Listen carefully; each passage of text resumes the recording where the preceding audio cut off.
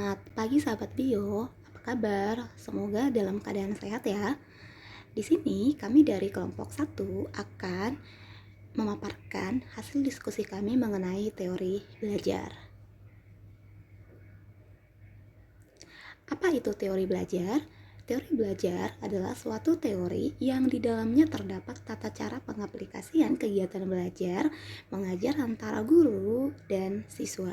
Perencanaan metode pembelajaran yang akan dilaksanakan di kelas maupun di luar kelas. Ada 3 teori belajar yang kami bahas di sini. Yang pertama, teori behavioristik. Yang kedua, teori sosial kognitif. Yang ketiga, teori konstruktivisme. Menurut teori behavioristik, belajar itu adalah suatu proses perubahan yang terjadi karena adanya syarat-syarat yang kemudian menimbulkan reaksi atau respon. Menurut teori sosial kognitif, yaitu manusia mempunyai kemampuan berpikir dan mengatur tingkah lakunya sendiri. Sedangkan menurut teori konstruktivisme, pengetahuan tumbuh dan berkembang melalui pengalaman. Pemahaman berkembang semakin dalam dan kuat apabila selalu diuji oleh berbagai macam pengalaman baru.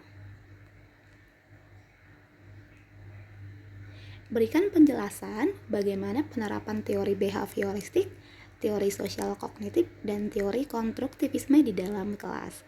Nah, di sini penerapan teori behavioristik di dalam kelas. Yang pertama, guru menyusun materi atau bahan ajar. 2. Memberikan banyak latihan. 3. Evaluasi berdasarkan perilaku yang terlihat. Yang kedua, penerapan sosial kognitif di dalam kelas. Yang pertama, membantu siswa menemukan solusi. 2. Berpikir kritis. 3. Membantu siswa mengeksplorasi ide-ide. Yang terakhir, penerapan konstruktivisme di dalam kelas. Yang pertama, mendorong kemandirian dan inisiatif belajar. Yang kedua, mengajukan pertanyaan terbuka dan memberikan kesempatan. Yang ketiga, mendorong siswa berpikir tingkat tinggi. Aplikasi pendekatan konstruktivisme dapat ditemui dalam pembelajaran kooperatif, model pembelajaran inquiry, model jigsaw, kooperatif scripting, dan model investigasi kelompok. Nah, mari kita bahas satu-satu mengenai model pembelajaran tersebut. Yang pertama adalah model pembelajaran kooperatif jigsaw. Jadi, model pembelajaran ini berpusat dalam satu kelompok yang bertanggung jawab atas penguasaan materi dan mengajarkan kepada orang lain. Jadi nanti ada satu kelompok, mereka bertugas atau bertanggung jawab menguasai satu materi. Nah, ketika mereka sudah paham, mereka akan mengajarkan kepada temannya. Yang kedua, model pembelajaran investigasi kelompok. Di sini melibatkan siswa secara maksimal dalam proses pembelajaran mulai dari perencanaan topik, yang kedua bagaimana melaksanakan investigasi, yang terakhir presentasi. Yang ketiga, ada model pembelajaran kooperatif script. Di sini nanti siswa berpasangan dan menjelaskan materi yang sudah dipelajari. Yang terakhir, pembelajaran inquiry. Di sini menekankan pada keterampilan penyelidikan dan kebiasaan berpikir. Di sini ada beberapa kasus yang sering terjadi di dalam kelas. Kita lihat ada 4 kasus di sini. Yang pertama, Tania, usia 7 tahun, memiliki kemampuan rendah dan keinginan yang rendah untuk sukses. Yang kedua, Samuel, usia 10 tahun. Di sini dia bekerja keras untuk menjaga harga dirinya pada tingkat tinggi, tetapi memiliki rasa takut akan gagal yang kuat. Yang ketiga, Sandra, usia 13 tahun, yang tenang di kelas dan meremehkan keterampilan mereka. Yang keempat, Robert, usia 16 tahun, menunjukkan sedikit minat di sekolah dan saat ini tinggal bersama dengan bibinya. Anda sudah tidak dapat menghubungi orang tuanya.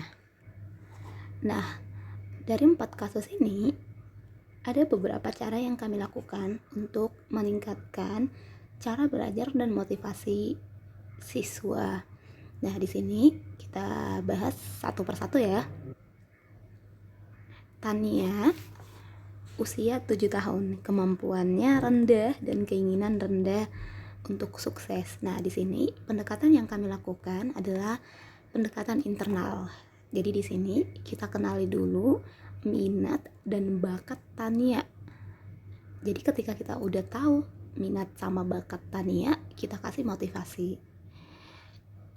Kita percaya bahwa ketika si anak sudah tahu bakatnya dan kita tambahi lagi dengan motivasi, maka kemampuan belajarnya akan meningkat sedikit seiring berjalannya waktu. Jadi di sini kami menggunakan pendekatan internal. Kita kenali dulu minat sama bakatnya, kemudian kita kasih motivasi. Yang kedua, Samuel usia 10 tahun.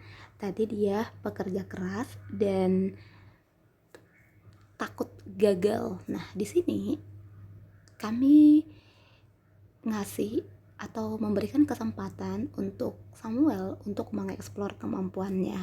Nah, di sini kita kasih dia waktu atau kita kasih dia penjelasan bahwa salah itu tidak salah.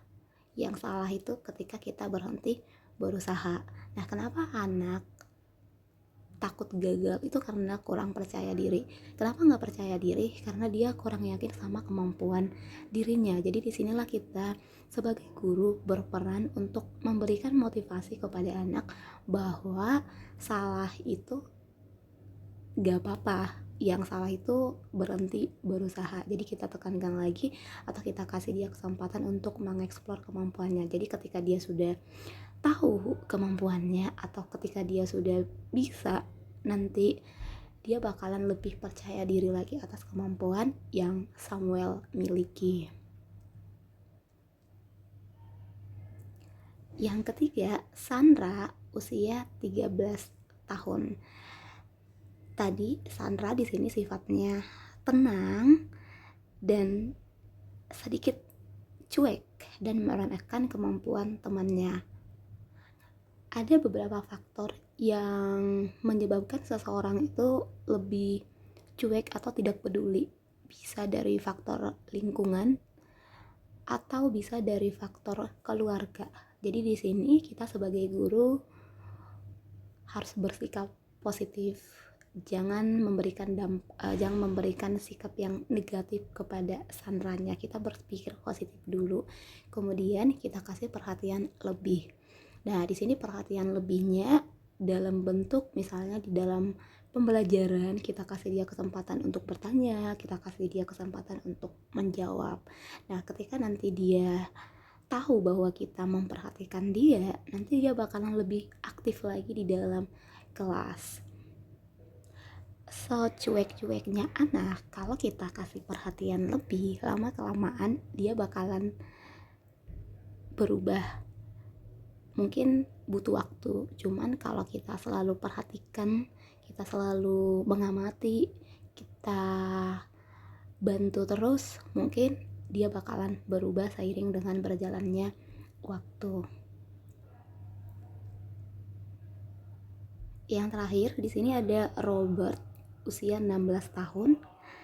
Di sini dia di sekolah menunjukkan sedikit minat dan kemampuan untuk sukses juga ya. Nah, di sini pendekatan yang kami lakukan itu yang pertama itu melakukan pendekatan secara internal juga. Nah, di sini kita bisa mendekati dia dulu, kita dorong semangatnya, kemudian yang paling penting itu menimbulkan rasa nyaman.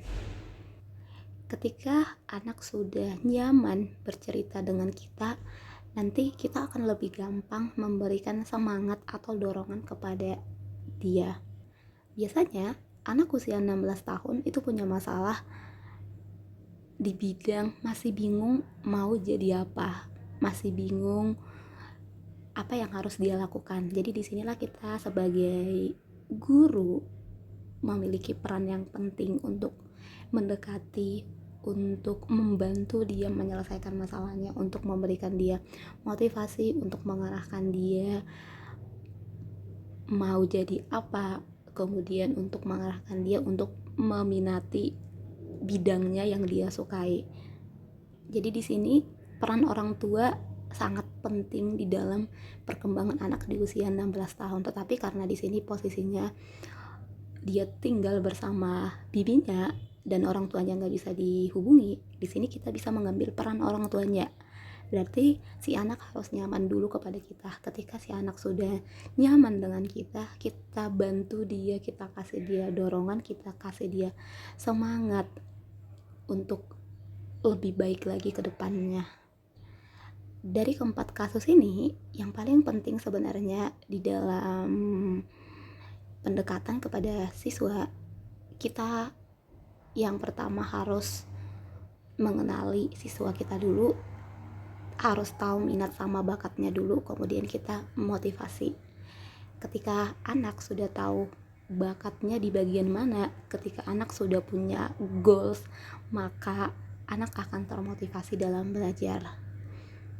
Dan yang paling penting di sini kita ingatkan lagi kepada anak, tidak ada cita-cita yang terlalu tinggi. Yang perlu diubah itu pola pikir dan cara belajar kita. Sekian hasil pemaparan dari kelompok kami. Terima kasih, sampai ketemu kembali.